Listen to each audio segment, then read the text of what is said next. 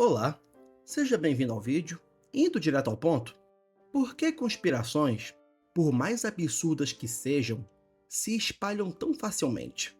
Antes de tudo, conspirações não são uma coisa nova, só que elas apenas se espalham mais rápido hoje em dia por conta do avanço na comunicação. Inclusive, há alguns anos atrás, algumas ficaram bem famosas, como a Terra plana, mutações causadas por vacinas, a eleição americana sendo fraudada quando o Trump perdeu lá em 2020, ou mais recentemente, o cometa Trace Atlas, que uma galera começou a falar que aquilo devia ser uma nave alienígena ou alguma coisa parecida, e também, bem mais recentemente ainda, supostamente o Tilenol, aquele remédio para febre, causar autismo em crianças.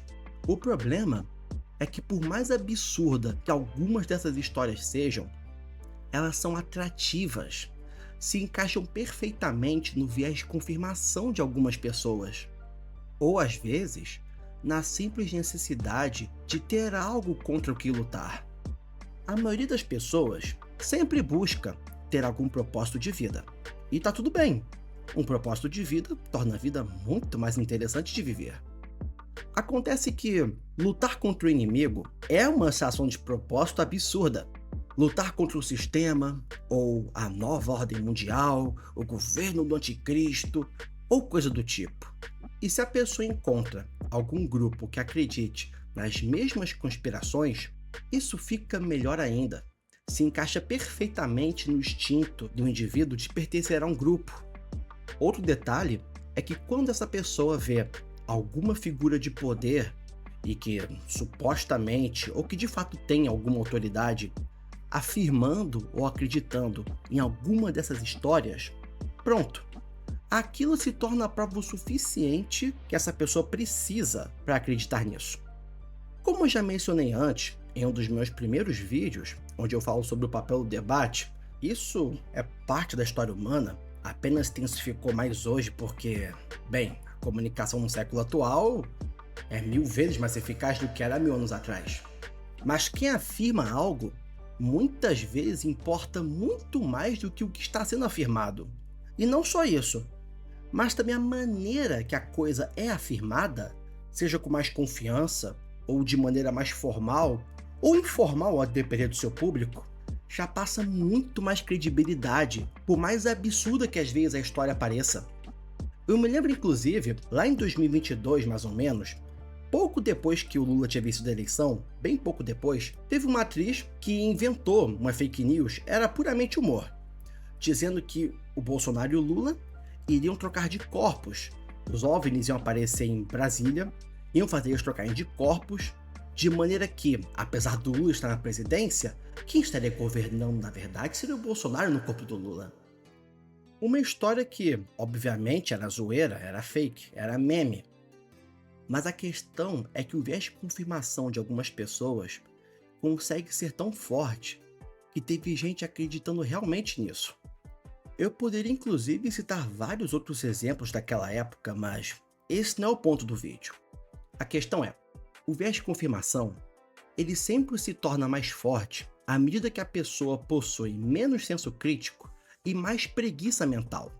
É muito mais fácil dizer, por exemplo, que a Terra é plana e que todas as filmagens da Terra são CGI, do que entender o básico sobre física e gravidade. Assim também como é mais fácil acreditar que às vezes um ídolo que você gosta, seja um famoso acusado de alguma coisa bizarra ou algo do tipo, é inocente e que armaram contra ele, ou que o presidente que você gosta só perdeu as eleições por fraude, ou que o impeachment contra presidente tal foi golpe, do que encarar a realidade e admitir que seu ídolo pode não ser tudo isso que você acha que é. O ser humano sempre teve a mania de endeusar ídolos. Isso não seria diferente no campo da política, tanto que há alguns séculos atrás, a igreja acreditava que reis eram representantes de Deus na Terra. A questão é que esse fenômeno é um reflexo do comportamento hierárquico que a nossa espécie tem. Não só a espécie humana, mas espécies sociais em geral. O problema é que as consequências desse fenômeno às vezes podem ser terríveis. As pessoas às vezes jogam a responsabilidade da ética, da culpa e da moral de alguma coisa em alguma figura acima delas, simplesmente com o pretexto de que só está seguindo ordens. Um exemplo comum disso foram os médicos em campos de concentração na Segunda Guerra Mundial ou da Unidade 731 no Império Japonês, na mesma época, onde eram feitos experimentos com armas biológicas e testes humanos. Em ambos os casos, eles só estavam seguindo ordens. Mas isso não torna menos errado os horrores que aconteceram, como, por exemplo, a exposição de pessoas ao frio e à fome para testar os limites do corpo, ou a extrema desidratação, e também, já na unidade 731, a criação de pulgas infectadas com a peste para serem usadas como arma biológica durante a guerra, e dentre outras coisas. Tudo apenas por estarem seguindo ordens. E ainda por cima, o endeusamento de ídolos não se limita apenas a figuras famosas e com poder, mas pode se estender a qualquer coisa que pareça ter autoridade sobre um assunto. Nisso a gente acaba entrando em uma outra questão, que é o simples apelo à autoridade. E onde eu quero chegar com essa parte? Em muitos vídeos que falam sobre fatos, como no TikTok, ou até mesmo no YouTube Shorts, por exemplo, basta às vezes o vídeo ter uma estética dark e com uma musiquinha sinistra de fundo, ou alguém usando um jaleco, e já vai ser o suficiente para ter pessoas acreditando naquilo sem questionar. Simplesmente pelo vídeo ser atrativo, ou a pessoa do vídeo falar com convicção. E isso está relacionado com uma outra coisa: gatilhos mentais. Caso não saiba, gatilhos mentais geralmente são frases ou argumentos que apelam para a psicologia humana para persuadir pessoas.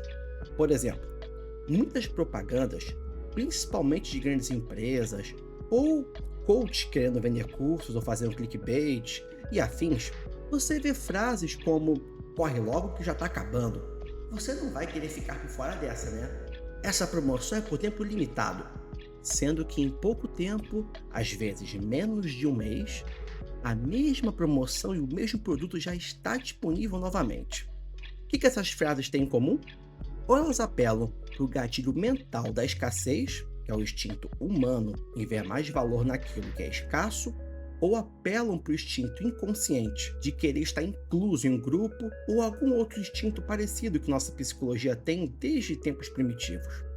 E isso é a ponta do iceberg de uma coisa que eu não sei se apenas eu percebo isso ou se mais alguma outra pessoa além de mim já percebeu, acredito que sim, mas tudo relacionado à propaganda, marcas, produtos e vendas e até marketing digital está ficando igual e sendo mais do mesmo. Quer um exemplo para entender melhor? Quando você abre o iFood à noite, você sempre vê hambúrguer, pizza, batata frita, pastel e açaí. Essas 5 opções como principais na maioria dos estabelecimentos. Se você é homem, quando vai comprar um perfume, você sempre se depara com a mesma estética: perfume de carro, praia, empresários de sucesso ou esporte. Cadê a inovação que tanto dizem que o capitalismo gera?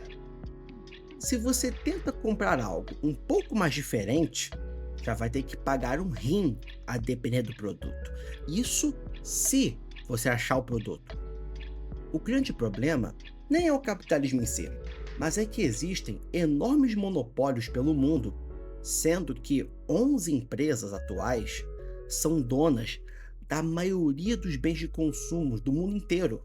Enquanto isso, você, se quiser abrir uma empresa, tentar ser um pequeno empreendedor ou um pequeno empresário, enfim, a depender do lugar, pode levar quase um ano.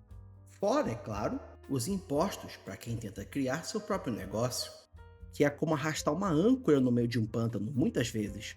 Enquanto isso, para empresas já estabelecidas e conhecidas, com poder de marketing global, como por exemplo a Nestlé ou Unilever, enfim, esses impostos não fazem nem cócegas.